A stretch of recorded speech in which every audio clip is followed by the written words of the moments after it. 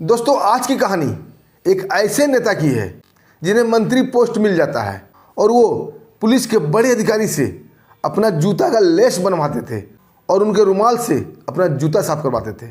उसी जिले में एक एसपी मैडम थी और उन्हीं के अंतर्गत एक पुलिस के इंस्पेक्टर थे जो कि उनके पति थे। लेकिन एसपी मैडम और इंस्पेक्टर दोनों का काम करने का तरीका अलग था। एसपी मैडम कानून के दायरे में काम करना चाहती थी और इंस्पेक्टर फैसला ऑन द स्पॉट वाला था। लेकिन दोनों पति पत्नी में प्यार बहुत था। ऑफिस की बातें ऑफिस तक ही रहती थी। कभी कभी एसपी मैडम उन्हें डांट भी देती थी कि इतना रूढ़ी मत बनो। दोस्तों, इसी क्रम में उस नेता से एसपी मैडम का टकराव हो जाता है और वो नेता एसपी मैडम को धमकी देता है, लेकिन प्यार से, और बोलता है जब तक गांधी जी के 3 बंदर बने रहोगे तब तक तुम सेफ रहोगी, और आईपीएस के बेच वाला शेर बनने की कोशिश करोगी तो कोई भी शिकारी शिकार करके चला जाएगा। और नेता के इस खेल में डीजीपी साहब भी डर से उसका साथ देते थे। और एक गद्दार थाने का दरोगा था जो पुलिस डिपार्टमेंट का हर खबर उस नेता तक पहुंचा देता था। और आखिरकार एक दिन नेता एसपी मैडम को मरवा देता है। अब इंस्पेक्टर, जो कि उनका पति था, फैसला ऑन द स्पॉट वाला, दोस्तों, गुंडों का, माफियाओं का, डीजीपी का, उस दरोगा का और उस नेता का वो हाल करता है। दोस्तों, वो हाल करता है। नेता का तो पूछिए ही मत, उसे घास काटने वाली मशीन में घुसाकर काट देता है, घास की तरह। आइए दोस्तों, पूरी कहानी जानते हैं विस्तार से, कैसे कब क्या हुआ। दोस्तों, कहानी शुरू करें इससे पहले आप लोगों को बहुत बहुत शुक्रिया, दिल से धन्यवाद। आप लोग हमें काफ़ी मदद करते हैं। दोस्तों, अपना प्यार और आशीर्वाद ऐसे ही बनाए रखिएगा। हम आपके दोस्त, आपके भाई हैं। दोस्तों, एक कहानी की शुरुआत एक कॉलेज से होती है जहाँ एक लड़का रुद्र प्रताप सिंह पढ़ता था और उसी के कॉलेज में एक लड़की पढ़ती थी, भारती सिंह। दोनों बड़े बहादुर थे और दोनों का सपना था पुलिस फोर्स ज्वाइन करना और देश की सेवा करना। धीरे धीरे दोनों में दोस्ती हो जाती है और ये दोस्ती प्यार में बदल जाता है। लेकिन ये प्यार दोनों के पढ़ाई के बीच नहीं आ रहा था और दोनों यूपीएससी की तैयारी करने लगते हैं। और दोनों ने डिसाइड किया था कि दोनों में से किसी की भी नौकरी लग जाएगी तो दोनों शादी कर लेंगे। दोस्तों, दोनों यूपीएससी के एग्जाम देते हैं और भारती सिंह का सिलेक्शन यूपीएससी में आईपीएस रैंक पर हो जाता है, लेकिन रुद्र प्रताप सिंह का सिलेक्शन नहीं हो पाता है। दोनों अपने वादे के मुताबिक शादी कर लेते हैं और भारती सिंह एसीपी बन के उत्तर प्रदेश कैडर मिला था और उत्तर प्रदेश में ज्वाइन कर लेती है। उसका पति रुद्र प्रताप सिंह भी उसके साथ आ जाता है और पढ़ाई अपना जारी रखा था। तभी उत्तर प्रदेश से पुलिस इंस्पेक्टर की वैकेंसी निकलती है और रुद्र प्रताप सिंह उस वैकेंसी को फिलअप करता है और एग्जाम देता है और आखिरकार इंस्पेक्टर पद पर रुद्र प्रताप की ज्वाइनिंग हो जाती है। उसकी ज्वाइनिंग होती है उत्तर प्रदेश के औरैया जिला में। तभी भारती सिंह का प्रमोशन होता है और वो एसपी बन चुकी थी और प्रमोशन होने के बाद उसकी पोस्टिंग हो जाती है और सेकंड पोस्टिंग उसकी आती है औरैया जिला। अब पति और पत्नी दोनों एक ही डिपार्टमेंट थे और एक ही जिले में थे। दोस्तों, एसपी मैडम औरैया जिला आती है, अपना भार कार्य संभालती है। पुलिस डिपार्टमेंट के सभी लोग जान चुके थे इंस्पेक्टर रुद्र प्रताप सिंह की पत्नी है एसपी भारती सिंह। लेकिन पति पत्नी घर पे, डिपार्टमेंट में एसपी भारती सिंह काफ़ी कड़क थी, लेकिन उनका काम करने का तरीका था कानून के दायरे में रहकर, यानी एक तरह से कहा जाए तो सॉफ्ट विचार वाली थी। लेकिन इंस्पेक्टर रुद्र प्रताप सिंह बड़ा ही एड़ा किस्म का आदमी था। वो अपराधी को अपराधी की भाषा में ही समझाता था। उसका डायलॉग था, ये अपराधी गोली की ही भाषा समझते हैं। प्यार की भाषा अपराधी को समझाना और भैंस के आगे बीन बजाना दोनों बराबर है। इसलिए दोनों पति पत्नी में नोकझोंक चलता रहता था। दोस्तों, अब कहानी का मेन ट्विस्ट आता है। वहाँ एक मंत्री जी थे जिनका नाम था जगबंधु भाई। भाषण उनका था बड़ा शांत विचार वाला, जैसे प्रदेश के दुख दर्द सारे बांट लेना चाहते हैं। लेकिन दोस्तों, अंदर खाने में सारे गलत काम, सारे गलत धंधे उनके ही सारे पे होते थे और उनके गुंडे ही करते थे। उन्होंने एक गुंडे की फौज बना रखी थी। औरैया के हर जगह से रंगदारी वसूलना, गांजा अफीम का धंधा करना, हथियार का सप्लाई करना, सब मंत्री जगबंधु करता था। और उसके काम में उसका हेल्प करते थे डीजीपी साहब। डीजीपी का नाम था देवलाल सिंह यादव। लेकिन डीजीपी साहब बड़े ऑनेस्ट किस्म के आदमी थे। वो दिल से उस नेता की मदद नहीं करते थे, लेकिन नेता अपनी पोस्ट और अपनी ऊंची पहुंच की धमकी देकर उनसे अनलीगल काम करा लिया करता था। जिस केस को चाहता था क्लोज कर देता था, जिस केस को चाहता था ओपन करवा देता था। किसी भी क्रिमिनल को चाहे छोड़ा देता था और किसी भी शरीफ आदमी को फंसा देता था। उसका रैकेट यहाँ तक सीमित नहीं था, उसका रैकेट में गर्ल्स भी शामिल थी। एक गर्ल्स हॉस्टल की एक लड़की थी जिसका नाम था रुचिका। उसका सपना था राजनीति में अपना करियर बनाना और चाहती थी कि उसे एमएलए का टिकट मिल जाए। दोस्तों धीरे धीरे वो पहुंच लगाकर जगबंधु के करीब आती है और जगबंधु की पर्सनल रखेल बन जाती है। बात यहीं तक होती तो ठीक था, लेकिन दोस्तों जगबंधु बड़ा ही एजाज किस्म का आदमी था। वो अपने साथ साथ अपने करीबी जितने भी मेन उसके गुंडे थे सबको रुचिका को परोस देता था, यानी रुचिका सबका बिस्तर गर्म करती थी और कॉलेज से नई नई लड़की लाकर नेता को सप्लाई करती थी और नेता उसे हमेशा दिलासा दिया करता था कि तुम्हें विधानसभा इलेक्शन में एमएलए का टिकट जरूर दिलवा दूंगा। दोस्तों इस लालच में वो फंसी हुई थी और कई लड़कियों को इस धंधा में उतार देती है, कई लड़कियों को फंसा देती है। दोस्तों वक्त आता है उत्तर प्रदेश में विधानसभा इलेक्शन भी आ जाता है। मायावती जी का शासन था। अब वो लड़की रुचिका उस नेता जगबंधु से बार बार जिद करने लगती है कि नहीं, आपने बोला था मुझे एमएलए का टिकट देंगे, आप मुझे टिकट दो। जगबंधु उसे कई बार फुसलाने की कोशिश करता है, लेकिन जब हद से गुजर जाता है वो लड़की बार बार जिद करने लगती है तो वो अपना एक गुंडा, उसका नाम था शंकर यादव, लोग उसे शंकर भैया बोला करते थे, उस शंकर भैया को आदेश देता है वो लड़की को टपका दो। दोस्तों फिर क्या था, वो गर्ल्स हॉस्टल पहुंचता है और उस समय रुचिका के रूम में रुचिका अकेले नहीं थी, उसकी 3 सहेली और मौजूद थी। शंकर भैया वहाँ पहुँचता है और चारों को मार देता है, चाकू से उनका गला काट देता है, पेट भी फाड़ देता है, उनके ही ब्लड से लिख देता है कि मैं आत्महत्या कर रही हूँ। दोस्तों इस बात को लेकर गर्ल्स हॉस्टल की सारी लड़कियाँ रोड पर उतर जाती है। उन्हें यकीन ही नहीं हो रहा था कि चारों लड़की आत्महत्या कर सकती है, क्योंकि चारों लड़की जिंदा दिल थी। उनके माता पिता भी आ जाते हैं और बोलते नहीं, कल ही मेरी लड़की से बात हुई है और लड़की काफ़ी खुश थी और अपने सुनहरे भविष्य के बारे में बता रही थी, वो आत्महत्या नहीं कर सकती। और दोस्तों केस की जांच सौंपा जाता है भारती सिंह को। अब एसपी भारती सिंह इसका बीड़ा उतारती है और उसके साथ रहते हैं उनका पति इंस्पेक्टर रुद्र प्रताप। दोस्तों इस जांच के सिलसिले में इंस्पेक्टर रुद्र प्रताप का गुंडों से कई जगह भिड़ंत होता है और गुंडों को माफ करने के मूड में नहीं था, सीधे उन्हें शूट कर देता है। और विपक्ष के नेता भी खूब हंगामा फैलाए हुए थे इस गर्ल्स मर्डर को लेकर और रुद्र प्रताप की खूब तारीफ हो रही थी। दोस्तों मंत्री जगबंधु काफ़ी डर जाता है कि रुद्र प्रताप कहीं उनके गुंडों का नाम मार दे और सारा भेद ना खुल जाए। और दोस्तों इंस्पेक्टर को वो सस्पेंड करवा देता है, अपनी पहुंच अपनी पैरवी लगाकर, और सस्पेंड होने के बाद उनका ट्रांसफ़र भी कर देता है और उनकी पत्नी एसपी भारती सिंह को अपने घर बुलाता है। अब बोलता है कि गांधी जी की बंदर बनकर रहोगी तो सेफ रहोगी, और ज़्यादा आईपीएस का सिर बनने की कोशिश की तो तुम्हारा कोई शिकार कर लेगा। दोस्तों ये मामला काफ़ी तूल पकड़ता है, पूरे प्रदेश में रैली धरना शुरू हो जाता है। स्कूल और कॉलेज की लड़कियां कैंडल मार्च निकालने लगती है। इससे मंत्री जगबंधु काफ़ी परेशान हो जाता है और डीजीपी से मिलने आता है वो, और डीजीपी के ऑफिस में वो प्रवेश ही करना चाहता था कि उसके स्वागत के लिए डीजीपी साहब बाहर निकलते हैं।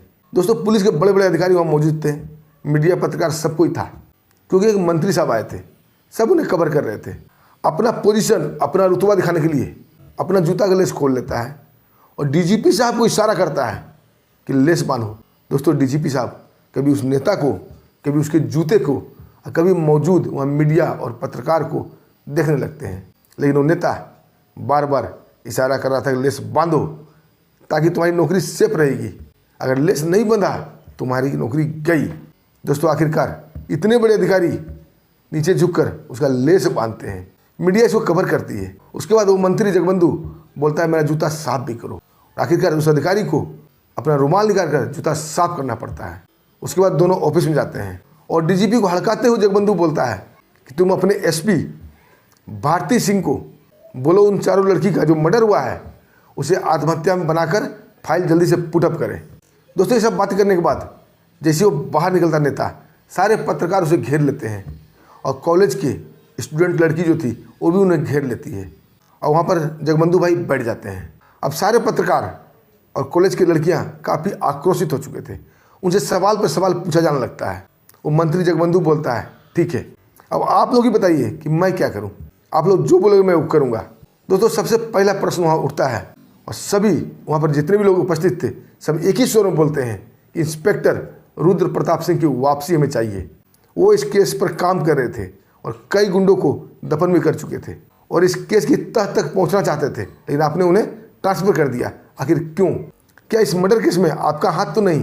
दोस्तों मंत्री जगबंधु घबरा जाता है, उसके माथे पर पसीना निकल आती है, लेकिन दबाव में इतने लोगों के सामने वो वचन देता है कि ठीक है, इंस्पेक्टर रुद्र प्रताप को मैं वापस लाने का आदेश देता हूँ, और तुरंत अपना पीए को बुलाकर डीजीपी को बुलवाता है और उन्हें बोलता है तत्काल प्रभाव से इंस्पेक्टर रुद्र प्रताप सिंह को पोस्टिंग यहाँ की जाती है।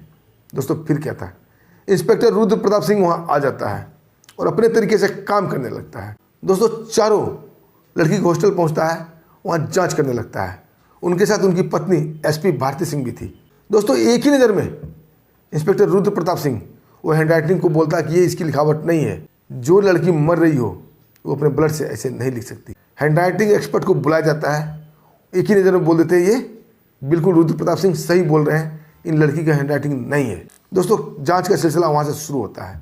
जितने भी सामान वहाँ जब्त किए गए थे रुचिका के रूम से, उसमें एक स्लिप पे निकलता है जिसमें 10 लाख रुपये का दोस्तों वो चेक लेकर इंस्पेक्टर रुद्र प्रताप सिंह और एसपी भारती सिंह दोनों बैंक पहुँचते हैं। वहाँ डिटेल खंगालते हैं आखिर ये चेक किसने दिया और किसके नाम से है। दोस्तों पता चलता है एक बड़ा बिल्डर था जगदीप पांडे, उसने वो चेक दिया था, उसके अकाउंट से पैसा डिडक्शन हुआ था। जब उसके बारे में खोजबीन की जाती है तो पता चलता है कि मंत्री जगबंधु का वो राइट हैंड है। हर अनलीगल कंस्ट्रक्शन यही ठेकेदार जगदीप पांडे बनाता है। दोस्तों एसपी भारती सिंह जगदीप पांडे को उठा लेती है, उसे पूछताछ शुरू होने लगता है। जब तक इंस्पेक्टर रुद्र प्रताप अपना असली रूप में आता उससे पहले ही वो मंत्री जगबंधु उसका बेल करा देता है।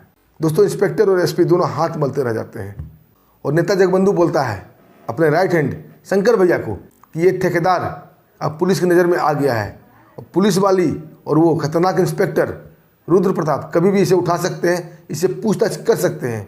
हमारी सेफ्टी चाहते हो तो इसे। दोस्तों शंकर भैया उस ठेकेदार को कत्ल कर देता है। दोस्तों रुचिका के रूम से और कुछ भी निकला था और धीरे धीरे उसका कनेक्शन नेता से जुड़ते जा रहा था। अब नेता के पसीने छूटने लगे थे। आखिरकार वो एसपी मैडम के ऊपर दबाव बनाता है, उसे अपने घर बुलाता है और काफ़ी धमकाता है और यहाँ तक बोलता है कि अगर तुम अपना पति का सलामत चाहती हो इस केस से हाथ पीछे खींच लो। तो दूसरे दिन एसपी भारती और इंस्पेक्टर रुद्र दोनों बैठ कर विचार कर रहे थे, हम लोग जो प्लानिंग बनाते हैं वो आखिर लीक कैसे होता है। कोई न कोई पुलिस वाला है जो हमसे गद्दारी कर रहा है। दोस्तों रुद्र प्रताप उस हॉस्टल में से एक लड़की को और चुनता है जो कि उनके रूम के बगल में रहती थी। उनका बयान लेना चाहता है, तब तक गुंडे उन्हें रोकते हैं और गुंडे से टकराव होता है, लेकिन भीड़ भाड़ का फायदा उठाकर गुंडा वहाँ से भाग जाता है। वो जाकर नेता को बताते हैं कि पानी अब सर से ऊपर गुजर चुका है, इंस्पेक्टर रुद्र किसी भी कीमत पर नहीं मानेगा और हमारी तह तक पहुँच जाएगा और विपक्ष के नेता हमारी कब्र खोद देंगे। इससे बेहतर होगा दोनों पति पत्नी यानी कि एसपी भारती और इंस्पेक्टर रुद्र को मार दिया जाए। दोस्तों प्लानिंग फिक्स हो जाता है, लेकिन अड़चन यहाँ ये आ रहा था कि एसपी आवास पर काफ़ी सुरक्षा रहती है और बिना पुलिस वाला की मिलीभगत से गेट नहीं खुलवाया जा सकता। तभी वो दरोगा शिवा यादव को बुलाया जाता है जो कि उनका अपना आदमी था, पालतू कुत्ता था। पुलिस वाले से वो गद्दारी करता था, वर्दी सरकार की पहनता था लेकिन गुलामी नेता की करता था। शिवा यादव के साथ बैठकर प्लानिंग किया जाता है और टास्क दिया जाता है कि आज रात तुम एसपी आवास जाओगे और तुम वर्दी में रहोगे और तुम मेन डोर खुलवाओगे। तुम पुलिस वाले हो, कोई तुम पर शक नहीं करेगा। और पीछे से शंकर भैया अपने आदमी के साथ घुसेंगे और दोनों पति पत्नी को मार देंगे। दोस्तों ऐसा ही होता है। दरोगा शिवा यादव जाता है, मेन गेट खुलवाता है। सब लोग शिवा को जानते थे और मेन गेट खोलते ही शंकर भैया का आदमी हमला कर देते हैं। लेकिन दोनों पति पत्नी भारती और रुद्र दोनों मिलकर उन गुंडों का मुकाबला करते हैं और आखिरकार कई गुंडे मारा जाता है। जो बचे थे वो भाग निकलता है और शंकर भैया पर इंस्पेक्टर रुद्र की नज़र पड़ जाती है। दोस्तों शंकर भैया को मारना ही चाहता था, तभी वो दरोगा सामने आ जाता है और इंस्पेक्टर रुद्र के ऊपर फायर झोंक देता है। दोस्तों इंस्पेक्टर रुद्र को समझते देर नहीं लगती है कि दरोगा ही हमारा गद्दार है। इंस्पेक्टर रुद्र अपने आप को बचाते हैं और उस दरोगा को शूट कर देते हैं। शंकर भैया तब तक भाग चुका था। दोस्तों नेता घर जाकर दोनों प्लानिंग बनाते हैं और शंकर भैया बोलता है कि इंस्पेक्टर रुद्र प्रताप ने हमें पहचान लिया है, अब तो क्लियर हो चुका है कि वो आप तक पहुंच जाएगा। वो पहले कुछ करे, इससे पहले हमें ही कुछ करना चाहिए। और दोस्तों दूसरे दिन नेता जगबंधु बड़ा सा रैली लेकर मार्केट में उतर जाता है। उसका भाषण प्रोग्राम था और प्लानिंग ये थी कि रैली में उपद्रव मचाना है। इसको शांत करने के लिए इंस्पेक्टर रुद्र आएगा या एसपी भारती आएगी, दोनों को मार देना है। दोस्तों ऐसा ही होता है। रैली में चारों तरफ से पथराव होने लगता है, मारपीट शुरू हो जाती है।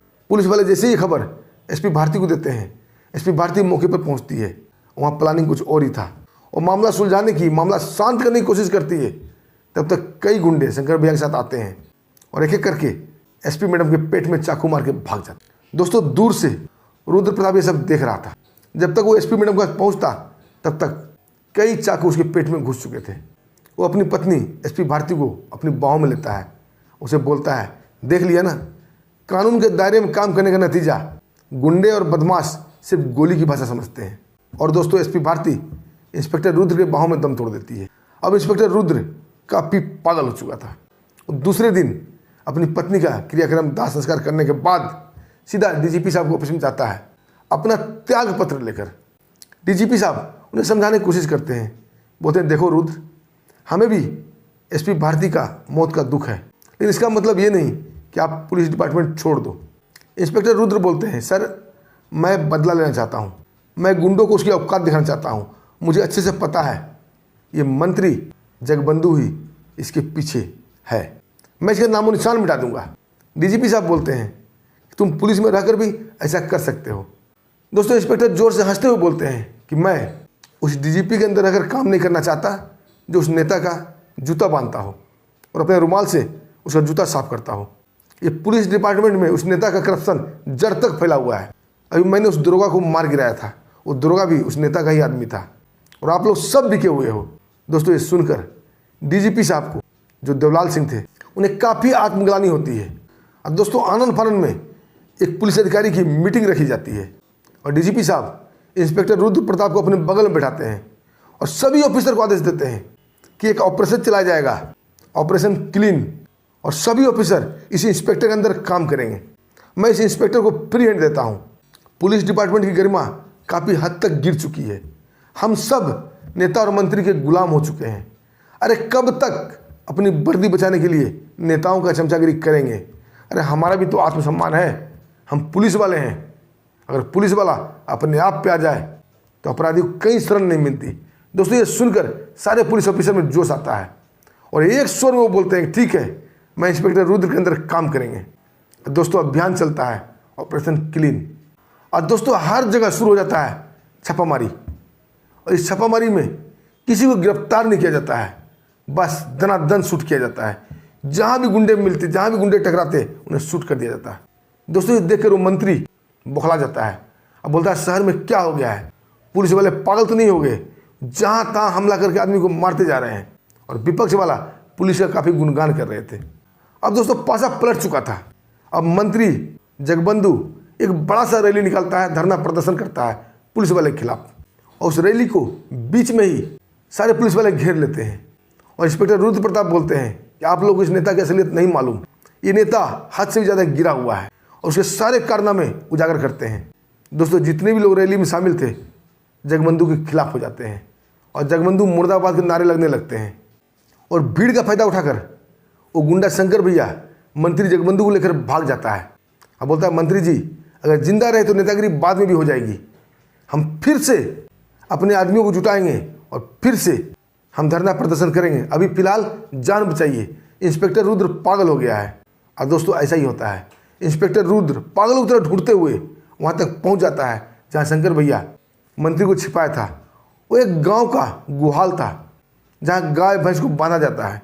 दोस्तों फिर क्या था, इंस्पेक्टर रुद्र प्रताप वहाँ पहुँचता है, उस नेता को और उसके आदमी शंकर भैया को रुई की तरह ढूंढ देता है। तब तक गांव वाले भी आ गए थे और पुलिस फोर्स भी पहुँच चुकी थी।